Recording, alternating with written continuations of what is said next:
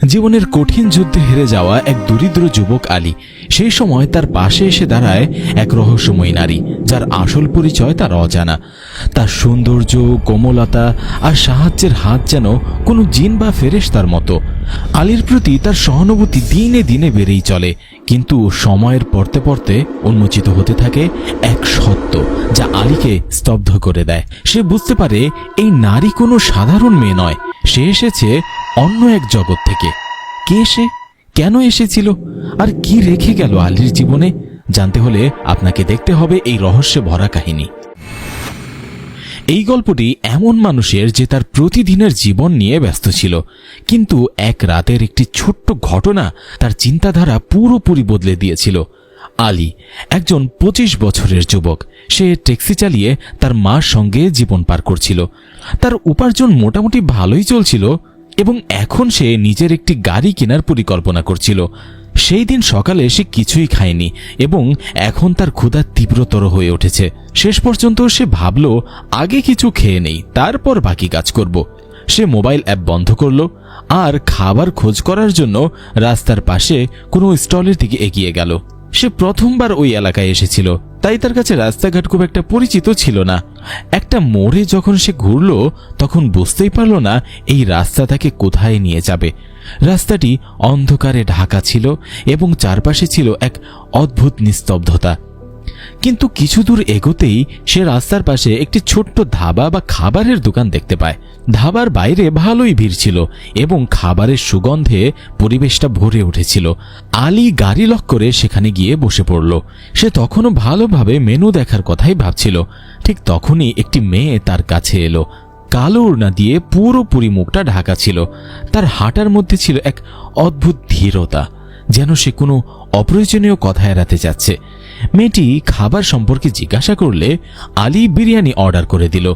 যখন সে মেয়েটি বিরিয়ানি নিয়ে এলো, তার গন্ধ এতটাই চমৎকার ছিল যে আলী নিজেকে আর ধরে রাখতে পারল না এবং মগ্ন হয়ে খেতে লাগলো।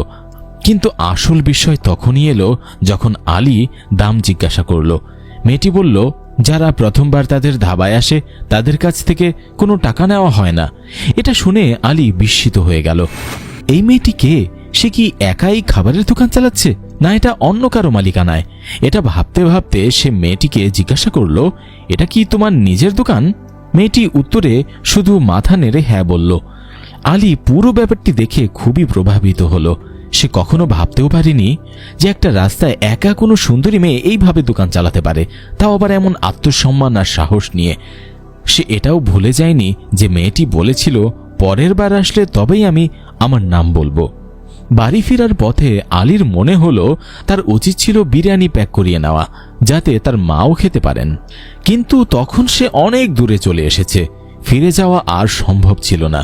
বাড়ি পৌঁছালে মা জিজ্ঞাসা করলেন সে খেয়েছে কিনা।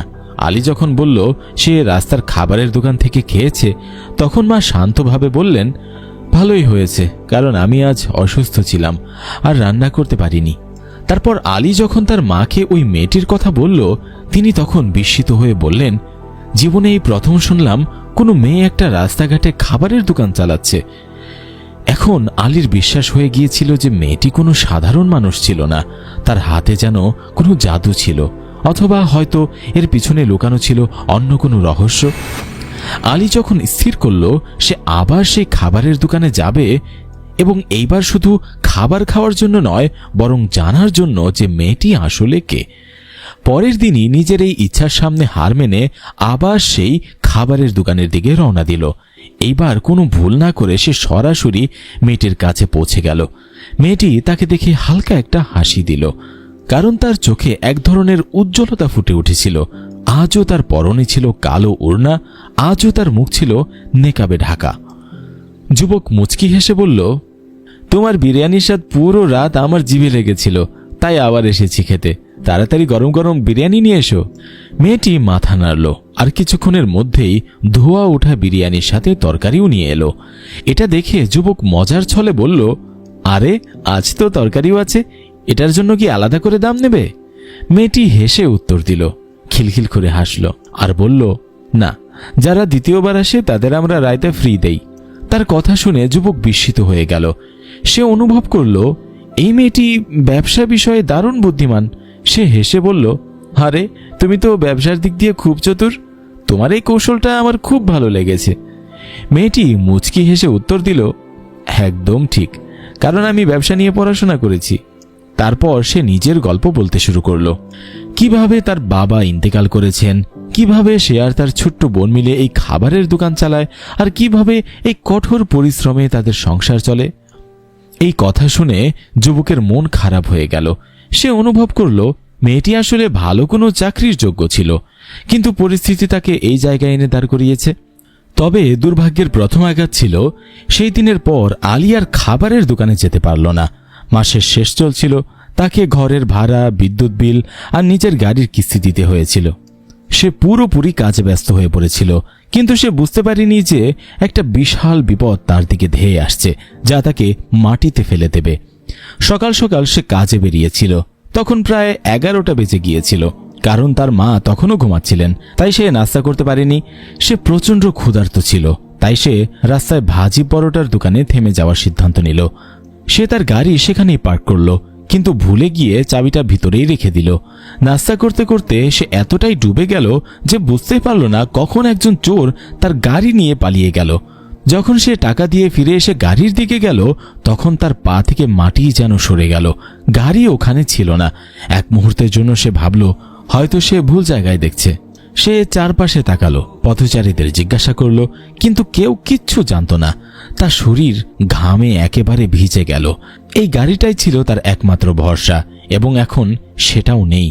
বিস্ময়, রাগ আর আফসোসে সে রাস্তার ধারে বসে পড়ল। বুঝে উঠতে পারছিল না এখন সে কি করবে। তখনই তার মনে পড়ল পুলিশ স্টেশনে যাওয়ার কথা। একটা ক্ষীণ আশার আলো জ্বলে উঠল, হয়তো পুলিশ তার গাড়ি উদ্ধার করতে পারবে। আলী থানায় গিয়ে রিপোর্ট করল, আর ভারী মনে বাইরে বেরিয়ে আসলো। এখন তার সবচেয়ে বড় চিন্তা যে সে তার মাকে এই খবরটা কিভাবে দেবে, কারণ তার মার শরীর এমনিতেই ভালো ছিল না। এমন খবর পেলে তিনি হয়তো আরও চিন্তিত হয়ে পড়বেন। আলী হেঁটে হেঁটে অনেক দূর চলে এসেছিল। তখন হঠাৎ লক্ষ্য করল সে যেখানে দাঁড়িয়ে আছে এটাই সেই খাবারের দোকান যেখানে হুরিয়া বিরিয়ানি বিক্রি করে। নিজেকে সেখানে দেখে সে নিজেই অবাক হয়ে গেল। সে এতটাই চিন্তায় ডুবেছিল সে বুঝতেই পারেনি কিভাবে এখানে চলে এসেছে। সে ধীরে ধীরে খাবারের দোকানের দিকে এগিয়ে গেল আর একটা চেয়ারে বসে পড়ল। তার এই অবস্থা দেখে হুরিয়া তৎক্ষণাৎ সেখানে চলে এলো। কি হয়েছে, সব ঠিক আছে তো? তোমাকে দেখতে অনেকটা চিন্তিত লাগছে। চিন্তিত গলায় জিজ্ঞাসা করলো হুরিয়া। আলী গভীর একটা নিঃশ্বাস ফেলল আর তাকে গাড়ি চুরি হয়ে যাওয়ার ঘটনাটা জানিয়ে দিল। এটা শুনে হুরিয়া হাত বুকে রেখে বলে উঠল, আমার বিশ্বাসই হচ্ছে না তোমার এত বড় ক্ষতি হয়ে গেছে। এখন তুমি কি করবে? হুরিয়া বিষণ্ণ কণ্ঠে বলল। আলী তার খালি হাতের দিকে ইশারা করল আর মাথা নাড়ল না সূচকভাবে। এটা দেখে হুরিয়াও ধীরে মাথা নিচু করে ফেলল। কিছুক্ষণ এভাবেই চুপচাপ বসে থাকার পর যখন আলী উঠে চলে যেতে লাগলো, তখন হুরিয়া তাকে থামিয়ে দিল। খেয়ে তবে যেও। কিন্তু আলী না করে দিল আর ভারী পায়ে বাড়ির দিকে রওনা দিল। বাড়ি পৌঁছেই সে দেখল তার আম্মা তার জন্য অপেক্ষায় বসে আছেন। তার হাতে খাবার ছিল আর আলীকে দেখে বলল, আয় বাবা, একসাথে খেয়ে নেই। আলী মিথ্যে বলল, আমি খেয়েছি, খুব ক্লান্ত লাগছে মা, তাই একটু বিশ্রাম নেব। আম্মা মাথা নেড়ে বলল, আজ তুই গাড়ির হর্ন বাজালি না, কি হয়েছে? কি হর্ন কি নষ্ট হয়ে গেছে? আলী চমকে উঠল, তারপর বলল, না আম্মা, হর্ন ঠিকই আছে, গাড়িতে একটু কাজ ছিল তাই ওয়ার্কশপে রেখে এসেছি, আশা করি পরশু পেয়ে যাব ইনশাল্লাহ। এটা বলে সে তাড়াতাড়ি নিজের ঘরে চলে গেল। আলী এখন আর কোনোভাবেই শান্তিতে ছিল না। গাড়ি চুরি যাওয়ার পর থেকে তার রাতের ঘুম হারাম হয়ে গিয়েছিল। প্রতিদিন সে পুলিশের কাছে গিয়ে ঘুরে আসছিল, কিন্তু কোনো লাভ হচ্ছিল না। পুলিশ শুধু এটুকুই বলছিল, যখনই কোনো খবর পাবো আপনাকে জানাবো। 1 সপ্তাহ কেটে গেল, তবু গাড়ির কোনো খোঁজ মিলল না। আম্মা প্রতিদিন জিজ্ঞাসা করতেন আর আলী কোনো না কোনো অজুহাত দিয়ে যেত। আজ অনেকদিন পর আলী আবার সেই খাবারের দোকানে গেল। তার মুখে স্পষ্ট ছিল চিন্তার ছাপ। কিছুক্ষণের মধ্যেই হুরিয়া তার কাছে চলে এলো। কি হয়েছে, অনেকদিন পর আসলে? তোমার গাড়ি কি মিলেছে? সে উদ্বিগ্নভাবে জিজ্ঞাসা করল। আলী ধীরে মাথা নাড়ল, বলল, না, এখনো পাইনি, না জানি আদৌ গাড়িটা পাবো কিনা। আলী দুঃখ করে বলল, হতাশ হও না, তুমি অবশ্যই পাবে ইনশাআল্লাহ। হুরিয়া সান্ত্বনা দেওয়ার চেষ্টা করল। তারপর সে আলীর মা সম্পর্কে জানতে চাইল। আলী বলল, আম্মা ভালোই আছেন, কিন্তু আমি এখনো গাড়ির কথা বলিনি তাকে। কিছুক্ষণ চিন্তায় ডুবে থেকে হুরিয়া বলল, আলী, আমি কি তোমাকে কোনো সাহায্য করতে পারি? আলী বিস্ময়ে তার দিকে তাকালো। আরে না না, তুমি কিভাবে সাহায্য করবে বলো?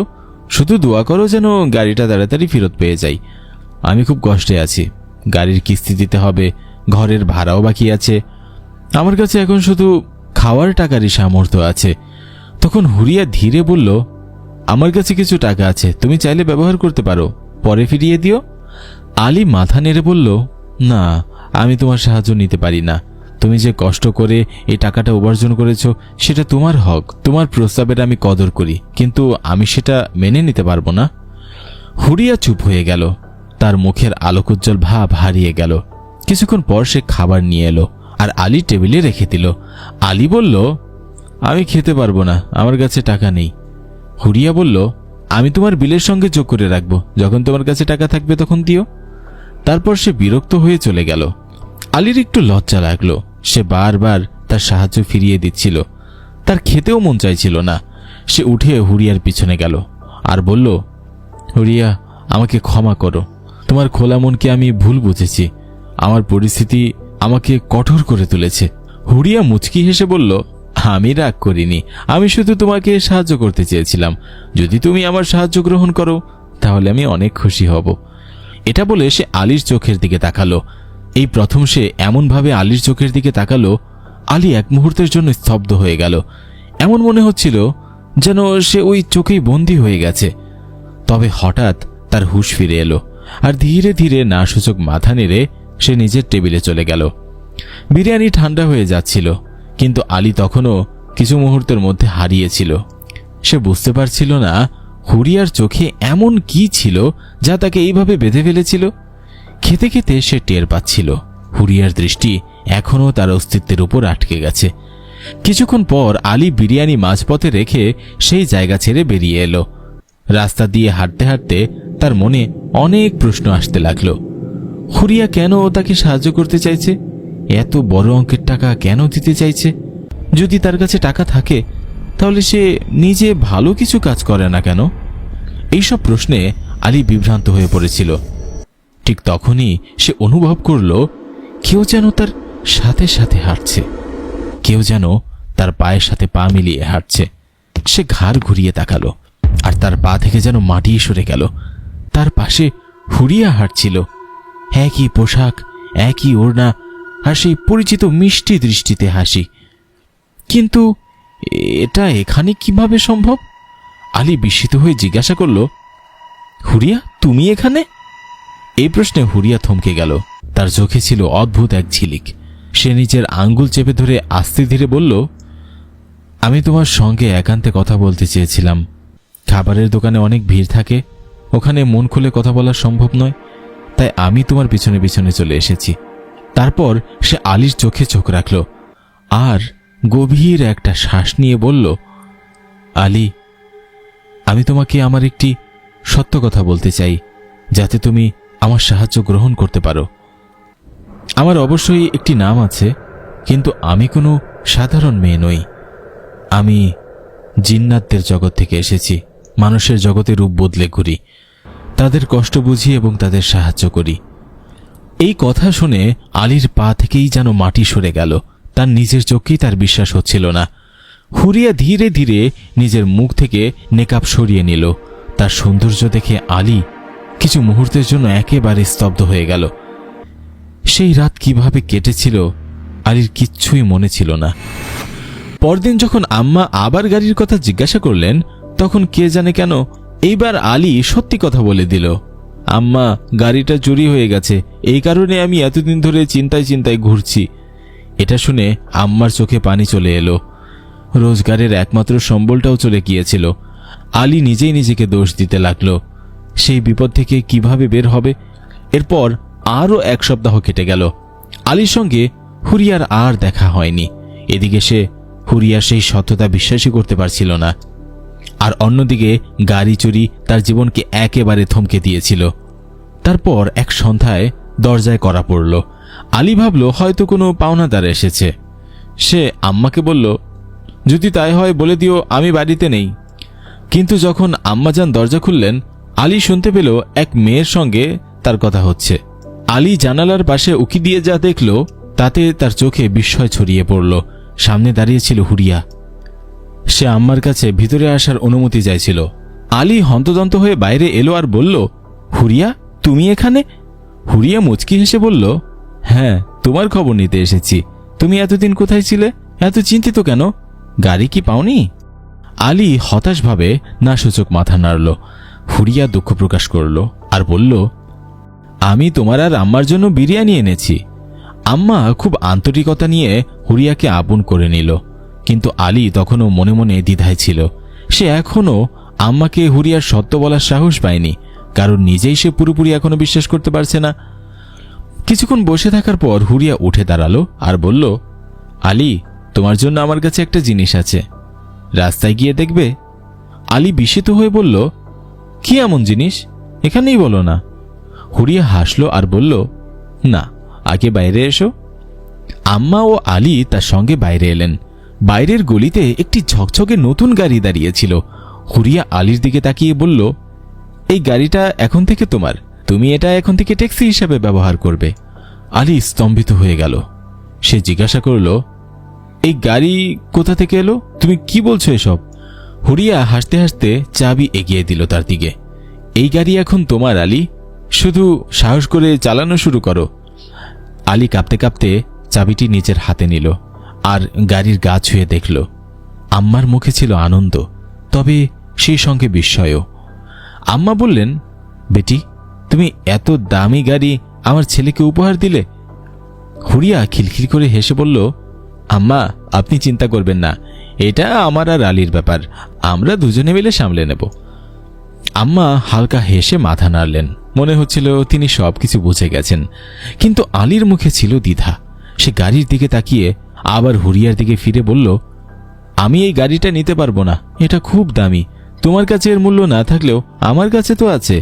এটা নিতে গেলে আমার আত্মসম্মানে আঘাত লাগবে। আলী গাড়ির চাবি হুরিয়ার দিকে ফেরত দিতে লাগলো, কিন্তু হুরিয়া মুচকি হেসে বলল, আমি জানতাম তুমি ঠিক এটাই বলবে, তাই আমি আগেই ভেবে রেখেছি। তুমি এখনই আমাকে কিছু দিও না, আগামী 2 মাস তুমি এটা ব্যবহার করো।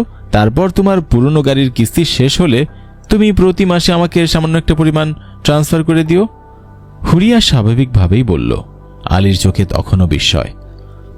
সে বিশ্বাসই করতে পারছিল না ভাগ্য এতটা উদার হতে পারে। একজন অজানা মেয়ে যার সঙ্গে দেখা হয়েছিল একটা খাবারের দোকানে, সে এমনভাবে বন্ধু হয়ে তার পাশে দাঁড়াবে, এটা যেন কোনো এক স্বপ্নের মতো লাগছিল। তার চোখে অশ্রু চলে এলো। হুরিয়া, তোমাকে অশেষ ধন্যবাদ। এই দুঃসময় তুমি যেভাবে আমার পাশে দাঁড়িয়েছ, যেটা অনেক আত্মীয়ই করে না। আলী কৃতজ্ঞতা ভরা কণ্ঠে বলল। হুরিয়া এক মিষ্টি হাসি দিল, কিন্তু তার চোখেও অজানা এক অশ্রু ঝলমল করছিল। সে কিছু টাকা আলীর দিকে এগিয়ে দিল আর বলল, এ টাকাটা একটা ঋণ, ব্যবহার করো, যাতে কিস্তির জন্য কেউ তোমাকে চাপ না দিতে পারে। মন দিয়ে কাজ করো, ঠিক আছে? এই কথা বলে হুরিয়া চলে গেল। আলী শুধু তার দিকে তাকিয়ে রইল, তারপরে গাড়ির দিকে তাকালো। গাড়িটা একেবারে নতুন ছিল, এমন যেন এখনই শোরুম থেকে এটা আনা হয়েছে। তার ঝকঝকে রূপ এটাই প্রমাণ করছিল এটা খুব দামি। সেই রাতে আলীর আর ঘুম এলো না, তবে আনন্দে। আম্মাও এদিকে হুরিয়ার প্রশংসায় থামছিলেন না। এমন মেয়ে আমার জীবনে প্রথম দেখলাম, এত ভালোবাসা আর অনুভূতি নিয়ে নিজের সব বিলিয়ে দিতে পারে। এটা শুনে আলীর বুকে গর্ব জন্মালো। সে সিদ্ধান্ত নিয়েই ফেলল। আলী সিদ্ধান্ত নিয়েছিল সে যত তাড়াতাড়ি সম্ভব হুরিয়ার ঋণ পরিশোধ করে দেবে। সে ভাবল ডাবল শিফটে সে কাজ করবে। 3 মাস পর যখন সে প্রথম কিস্তি দিতে হুরিয়ার খাবার দোকানে পৌঁছালো, তখন সে যা দেখল তা দেখে তার চোখ বিস্ময়ে বড় হয়ে গেল। সেখানে আর কোনো খাবারের দোকানই ছিল না, হুরিয়াও কোথাও ছিল না। আলী আশেপাশের লোকজনকে জিজ্ঞাসা করল, কিন্তু কেউই হুরিয়ার সম্পর্কে কিচ্ছু বলতে পারল না। সে ভীষণ হতাশ হয়ে পড়ল। সে বুঝে উঠতে পারছিল না কিভাবে সে হুরিয়ার সঙ্গে যোগাযোগ করবে। তার কাছে না ছিল হুরিয়ার কোনো ঠিকানা, না কোনো ফোন নম্বর, কিচ্ছুই না। সে প্রায়ই সেই জায়গায় ঘুরতে যেত, এই আশায় যদি হুরিয়া আবার আসে, আর অবশেষে একদিন সেটাই ঘটল যার জন্য সে এতদিন অপেক্ষা করেছিল। ঠিক যখন সে নিজের গাড়িতে উঠতে যাচ্ছিল, সে দূর থেকে আসতে থাকা হুরিয়াকে দেখতে পেল। তার সবুজ চোখ দূর থেকেই চকচক করছিল। আলীর মন আনন্দে ভরে উঠল। হুরিয়া, তুমি কোথায় গিয়েছিলে? আমি তো অনেকদিন থেকে তোমাকে খুঁজছিলাম। হুরিয়া মুচকি হেসে বলল, আলী, আমি তোমার সঙ্গে না দেখা করেই চলে গিয়েছিলাম। আমাকে ক্ষমা করে দিও। আমাকে আমার নিজের জগতে ফিরে যেতে হয়েছিল। আমার এখানে কাজ শেষ হয়ে গিয়েছিল, তাই আমি ফিরে গিয়েছিলাম। কিন্তু আমার মন বারবার বলছিল তুমি আমাকে হয়তো ডাকছো। হয়তো সেই টানেই আমি আবার চলে এসেছি। আর দেখো, তুমি ঠিক এখানেই আমাকে পেলে। আলী তাকে থামাতে চাইছিল। সে হুরিয়ার হাত ধরতে গিয়েছিল, কিন্তু হুরিয়া ধীরে হাত সরিয়ে নিল। আলী লজ্জিত হয়ে গেল এবং ক্ষমা চেয়ে নিল। হুরিয়া নরম স্বরে বলল, আলী, আমি তোমার মনের অনুভূতি বুঝি, কিন্তু তুমি জানো তুমি একজন মানুষ আর আমি একজন জিন। আমার জগতে আমার জন্য কিছু বিধিনিষেধ আছে যা আমি ভঙ্গ করতে পারি না। এটা বলেই হুরিয়া হাঁটতে শুরু করলো, কিন্তু আলী আবারও তাকে থামিয়ে দিল। সে কিস্তির টাকার খাম হুরিয়ার দিকে বাড়িয়ে দিল। হুরিয়া হেসে বলল, আমি তোমাকে সাহায্য করেছিলাম এমনভাবে যাতে তুমি কখনো কোনো ঋণের বোঝা অনুভব না করো। এই টাকাটা আমাকে দিও না, বরং যদি সত্যি এই টাকার সঠিক ব্যবহার করতে চাও তাহলে কোনো দরিদ্র বা প্রয়োজনে থাকা কোনো মানুষকে সাহায্য করো। আর এটা করলেই তুমি বুঝে নেবে আমার ঋণ চুকে গেছে। এই বলে হুরিয়া মুচকি হেসে আলীর দিকে তাকালো আর আস্তে আস্তে চলে গেল। আলী শুধু তার চলে যাওয়ার পথের দিকে তাকিয়ে রইল। তার মনে হচ্ছিল পুরো পৃথিবীটা যেন এখন ফাঁকা হয়ে গেছে। কিন্তু ঠিক তখন তার গাড়ির ভিতর এক অচেনা কিন্তু পরিচিত গন্ধ ভেসে এলো। এই সেই গন্ধ যা সব সময় হুরিয়ার চারপাশে থাকত। আলী হালকা হেসে ফেলল। হুরিয়া দূরে ছিল না, সে ছিল, আছে, আর সব সময় শুধু একটি ডাকের দূরত্বে। এই গল্প এখানেই শেষ হয়, কিন্তু স্মৃতিতে চিরকাল বেঁচে থাকবে এই গল্প। আবার দেখা হবে নতুন কোনো কাহিনীর সঙ্গে। সবাই ভালো থাকবেন, সুস্থ থাকবেন। ধন্যবাদ। আসসালামু আলাইকুম।